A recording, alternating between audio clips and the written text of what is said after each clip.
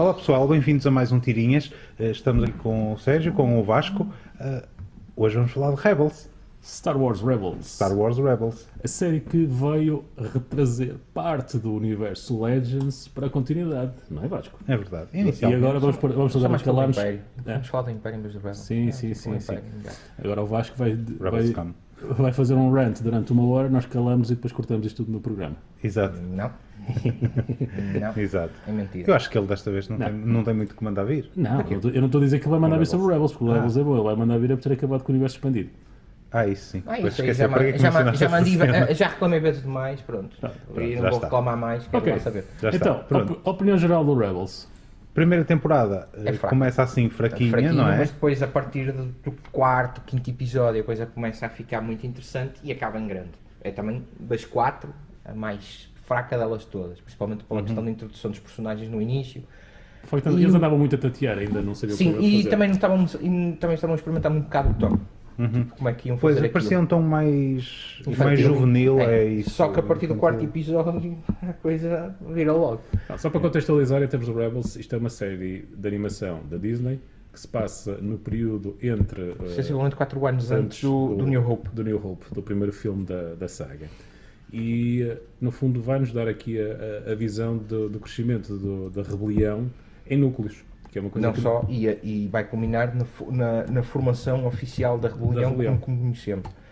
A piada é que acaba depois por fechar ciclos que havia do Clone Wars. Certo? Que era a série anterior. A anterior, não confundir com a do Tartakovsky, que não é considerada, apesar da Disney dizer tudo que é filmes e séries é canon, a do Tartakovsky não é. Apesar da primeira vez que aparece o General Grievous. Sim, mas o problema é que essa série animada estava integrada em termos de continuidade com aquilo que agora é Legends, de banda desenhada, Vocês não viram as aspas que ele pôs no Legends. e com E o ar de desprezo. e pronto, tanto de tal forma que o último episódio dessa saga de Clone Wars termina com o Grievous a raptar o Palpatine e a começar o episódio Revenge of the 13. Sith. Episódio 3. Mas, tanto é que depois criava alguns embróglios, porque, por exemplo, a Ahsoka não aparece nisso. O Anakin só se torna Jedi Knight no fim mesmo dessa saga do Tartakovsky, enquanto na série animada digital, não é? Ele já é Jedi Knight logo no início. Certo.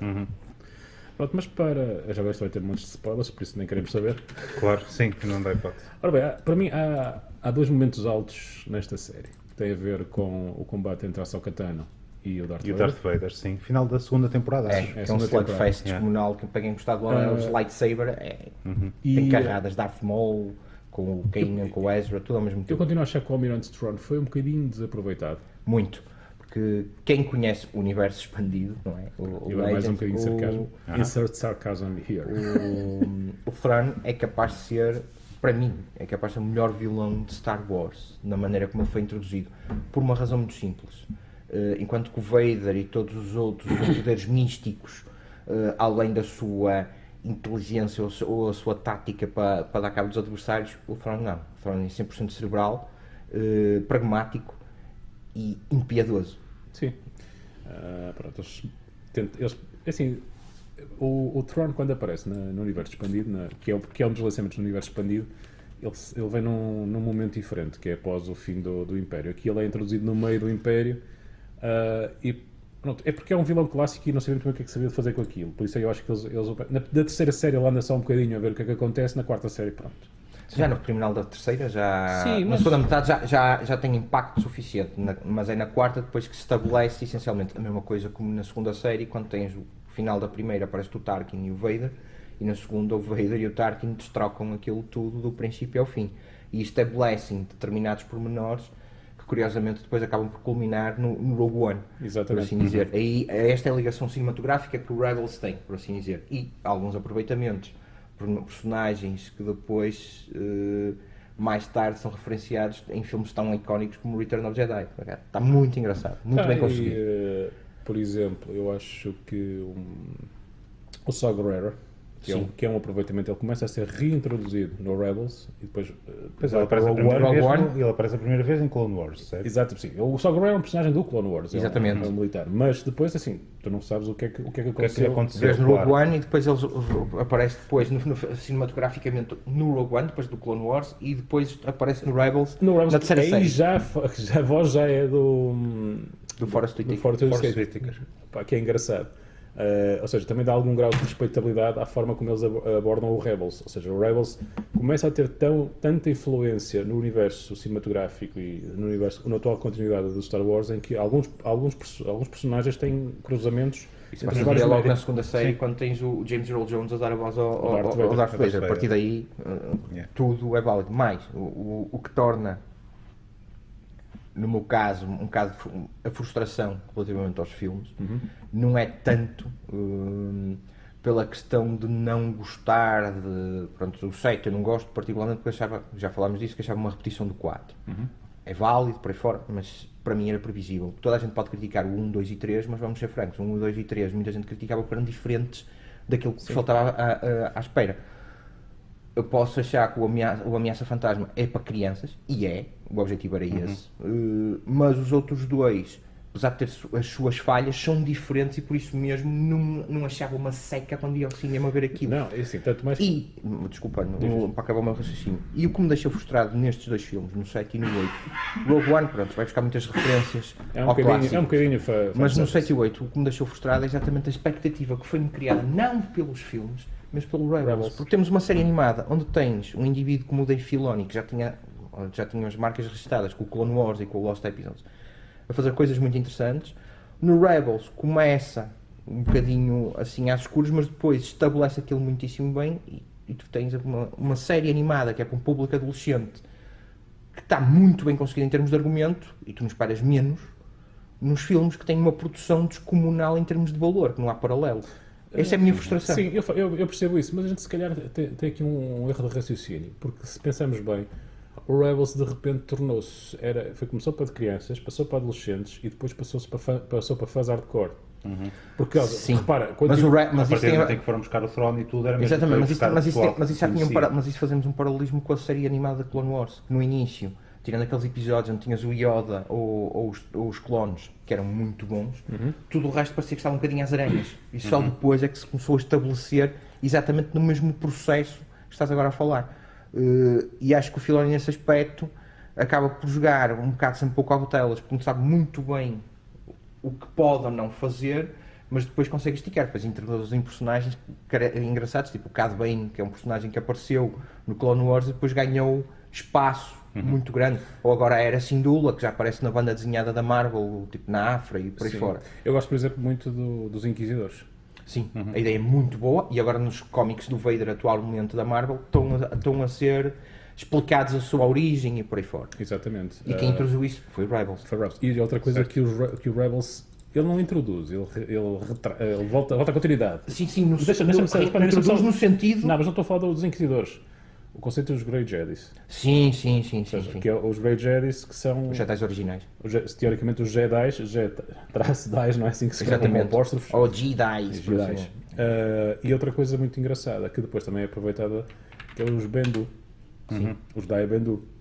Ou seja, são conceitos muito complexos, que, aí concordo contigo, fariam sentido transformar-se para os filmes, só que a gente não se pode esquecer, e não estamos aqui na nossa velha discussão de defender ou não os filmes. Não. Os Isso aí não- universos não está cinematográficos não podem ser demasiado complexos. Mas aí também eu entro numa velha questão que já nos filmes anteriores funcionava e eram bastante complexos, porque eram segmentos de uma história muito maior, em termos de conteúdo e em termos de sequência, mas porque aquele pessoal que ia ver os filmes era indiferente por uma razão muito simples, porque eles punham-te aquela introduçãozinha em escada e diziam aconteceu isto, aconteceu aquilo, o pessoal estava na boa. Sabe, mas isso tem a ver com o conceito. Mas, por exemplo, voltando aqui só um bocadinho, por exemplo, os Bendu são assim, um dos grandes fundamentos da ilha onde está o Luke Skywalker no episódio 8. Aquilo tem a ver com os Grey Jedis, com os Dai Bendu, com essas coisas todas. Okay? Isto são tudo conceitos que... Ou seja, o que se nota aqui é que há, pelo menos da parte da Disney, há uma preocupação, até um determinado ponto, de ter alguma continuidade por baixo, como era feito no tempo do Lucas. O que parece ter acontecido é que quem assumiu os filmes foge um bocadinho dessa preocupação continuística. É a minha opinião. E o que estavas a dizer é verdade por uma razão muito simples. Enquanto nos filmes anteriores tinhas o argumento que era feito de uma forma contínua para 3 filmes, ou para mais, nestes dois, no 7 e 8, tens uma cena engraçada, tens um pormenor que muda tudo. O Abrams faz o argumento do 7 e depois o realizador, que estou a esquecer o nome, Brian Johnson, faz o argumento do 8, que em muitas coisas contradizem-se um ao outro naquilo que eles querem fazer. Okay. Mas isto não porquê? vamos entrar Porque no episódio 7, isto porquê? Porque o Rian Johnson resolveu nitidamente, e ele disse o mesmo, isto não há margem para dúvidas, isto já veio a público, que ele ignorou completamente aquilo que estava previsto mais ou menos, ou seja, o outline, aquele outline que estava mais ou menos previsto, ele ignorou completamente, assim, não, eu vou fazer aquilo que me apetece. E se calhar isso não é lá muito bom, não é? Não, porque lá está, não há preocupação com continuidade. Que é isso que o Rebels tem. O Rebels, no fundo, o grande parecia ter-se transformado basicamente na estrutura, continuidade entre os episódios 1, 2 e 3 e o 4, 5 e 6. Sim, pronto, a Clone Wars também mas é passado no meio daquilo. Este aqui é o período que pouca gente sabe o que é que aconteceu. Mas o Filoni fez aquilo de tal forma que já houve muito pessoal a aparecer a dizer que podiam dar-lhe a ele uma das sequelas agora da nova trilogia. Eu dava. Porque ele efetivamente ele percebe da Guerra das Estrelas claramente e percebe aquilo que as pessoas gostam na Guerra das Estrelas. Dá-me ideia. Ele é um fanboy. Fanboy. Cuidado, assim, vamos ter cuidado que assim, ele é um fanboy, mas não é no sentido estrito, porque eu vou querer ver sempre a mesma coisa. Não, muda as coisas. Exatamente. Mas atenção, ele faz de uma forma que lá está, que é o que falha no 7 e no 8, que é dar um sentido de continuidade e de alguma, não estou a falar num sentido de perpetuidade, ou seja, mas um sentido lógico da coisa, quase como se estivéssemos a ver a história universal, ou seja, eu sento-me num ponto, só gosto da Segunda Guerra Mundial, mas se for ver o Império Romano e depois for entre o meio, está tudo ligado, por assim dizer. Era aquilo que era a grande virtude que Star Wars tinha, até a Disney dizer, chega, tipo, e isso é um bocado paradoxal, porque, por exemplo, Star Trek, ok, que não tem nada a ver, mas havia sempre aquela velha rivalidade nos Estados Unidos entre um e outro, e que tinha grandes problemas de paradoxo em termos de continuidade. Tinha muitas publicações desde a década de finais de 60, fosse novels, depois alguma banda desenhada, a própria série animada, tipo. E depois tens, depois da série do Enterprise, em que começam a fundamentar a guia corrigir as bacuradas, e depois vem o filme do Abrams, que permite fazer um salto de transição entre o novo e o velho, sem renegar o que estava para trás. Muita gente, eu próprio cheguei a supor que o Abrams ia tentar fazer um malabarismo do género. Eles podiam fazer o que quisessem e eu não tinha, e continuam a não ter problema nenhum, mas acho que eles jogaram muito na base tradicional de não vamos arriscar, quando eles tinham uma hipótese. E o que eu acho irónico é que nas séries animadas, seja ela do Tartakovsky, seja ela do Filoni, eles arriscam. Arriscam porque é mais fácil tu corrigir o tiro. Verdade. É muito mais fácil. Repara uma coisa, há coisas que podem não correr tão bem, em que tu rapidamente dás ali uma volta e esqueces. No filme não consegues fazer isso. Se bem que é assim, vamos voltar aqui um bocadinho ao Rebels, senão daqui a bocado estamos outra vez a cascar nos programas. Outra coisa que foi muito interessante foi... Eu só estou a comparar o prós e o contra. Ele está morto por começar a bater nos filmes outra vez. Não. Até eu. Pronto. Uma coisa importante também que o Rebels trouxe foi o fecho do Darth Maul. Sim. Que é outro arco que anda a percorrer a série, ou seja, o Darth Maul, que é o primeiro Sith Lord que é do primeiro episódio, que basicamente é cortado em 2, mas que teve uma continuidade brutal na Clone Wars.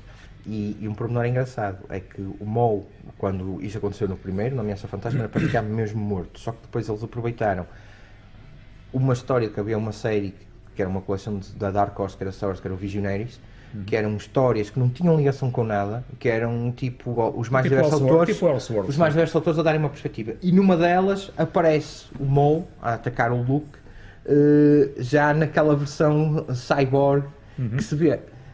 Gostaram tanto da ideia que depois foi implementando para aí. E o resultado, na minha opinião, é bastante interessante, desde a explicar a história dele no Clone Wars, como é que ele se aguentou, sim, e por aí fora. O irmão dele. Exatamente. Assim, e depois uma coisa que eu achei muito interessante é exatamente pronto, que culmina o fim dele, é o full circle ele enfrentar um Obi-Wan velhote. Certo, isso para mim é o topo de...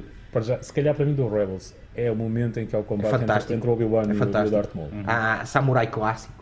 Exatamente, mas E é não isso. é só E foi muito criticado, isso. e foi muito criticado, que é um muito combate criticado. mesmo a samurai. Eu adorei. Porque foi ultra rápido. Não, eu adorei. Porque a maior parte do pessoal não reparou numa coisa muito interessante, que é o Obi-Wan, inicialmente, quando começa esse combate, ele põe-se na postura clássica dele, a fazer o V com os dedos à frente e com o lightsaber por cima dele, ou seja, a postura dele era uma.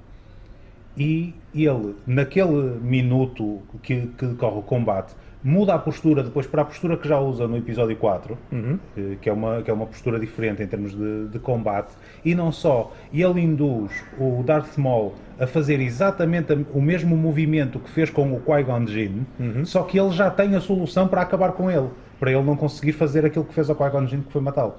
Exatamente. Pronto, e damos aqui a primeira parte terminada. Sim, termina aqui este tirinhas. Obrigado, Vasco. Vamos continuar ainda com este tema no próximo tirinhas, daqui a 15 dias. Obrigado a todos por estarem a ouvir-nos. Obrigado, Sérgio, também.